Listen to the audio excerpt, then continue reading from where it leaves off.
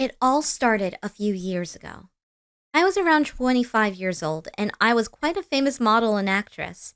My full name was Annabelle, but my fans and family had always called me Anna. To my family, I was their precious little daughter who, despite many proposals, was still eluding marriage. I would love to say that there weren't that many proposals, but I couldn't count them anymore with just the fingers on my hands. It was getting a bit out of hand. I would meet the perfect guy only to quickly fall out of love. Some were great men, and others not so great. No matter how many times I tried explaining to my parents how the right guy wasn't out there for me just yet, they would just keep pushing me and setting me up on blind dates. However, deep down, I was lying to them. There was a perfect guy. Only that he wasn't real, or so I thought.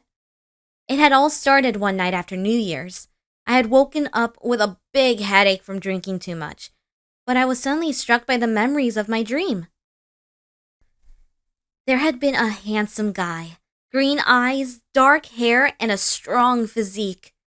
The visual image of him in my mind felt so real that I was certain I had met him. After a little social media search, I quickly realized there was no guy like him. From then on, I started dreaming about him continuously. Sometimes it was even hard to pinpoint reality from a dream. One night, I was staying at my parents' place. I had fallen asleep beside my 12-year-old sister. In my dream, I was surrounded by candles on a romantic date with my perfect guy. I was just about to kiss him when suddenly I was being shaken awake by my sister. "Why are you kissing the air?" she shouted at me. Blushing and excusing myself, I said to myself I would be more careful only to find myself in the same position the next day. Picture this, me and my perfect guy pedaling through the park on a beautiful Sunday morning, only to realize that the reality was me walking around my parents' bedroom at 3 a.m. It was getting out of hand, but I really couldn't stop dreaming about this guy. I decided to find an artist downtown, and after hours of describing the perfect guy, he came out with a very close drawing of him. I looked at the drawing hopefully. He had to be real.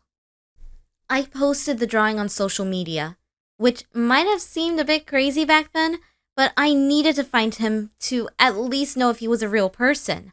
I offered a reward, even going so far as to tell all my fans they could win a date with me.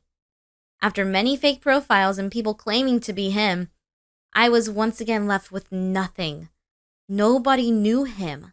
The years went by. I was still dreaming about him. I had reached 27 years and my parents were concerned I was still chasing after someone that didn't even exist. It was around this time that I met Ralph, or should I say, met up with him again.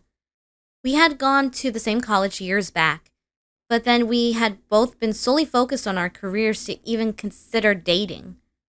He wanted to be a photographer, and I wanted to be a star. But now we were both in our best moment. We started going out together, calling each other every day, and soon Ralph was confessing his love to me. But I was still uncertain because of my dream boy.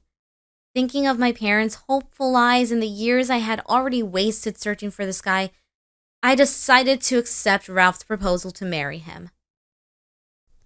We chose a date for our wedding, and I decided to fully commit myself to him. No more thinking about my dream boy. Besides, the more time I started spending with Ralph, the more I realized I was actually in love with him. He was sweet and faithful and would look at me like I was the greatest thing in his life. Finally, my wedding day came. I was anxious and excited. As I went up to the altar, I couldn't stop looking around. I said my vows, and just as we were about to exchange our rings, I saw a very familiar face come inside the church. At first, I thought I was dreaming. It had to be a dream. But no, it was real, and my dream boy was real. He stood near the door. I walked away from the altar, rushing to him without thinking about what I was doing. I started crying and hugging him while behind me Ralph was left waiting with the ring. My dream boy looked beyond confused and quickly pulled me away from him. "What are you doing?" I heard a woman called from behind me.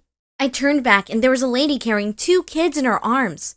She was practically fuming with anger. Ralph came running to my side and tried to explain to me in the calmest manner that this was his cousin Ted, and the woman carrying the 2 kids was his wife and children. He had invited him to the wedding, and I had jumped on him the moment I saw him. I was in shock, holding Ralph's hands on my own. I looked at his eyes and sincerely told him that I loved him. We went back to the altar and exchanged our rings. From that day on, I stopped dreaming of him. I was finally happy to close my eyes and see Ralph and me leading our future together.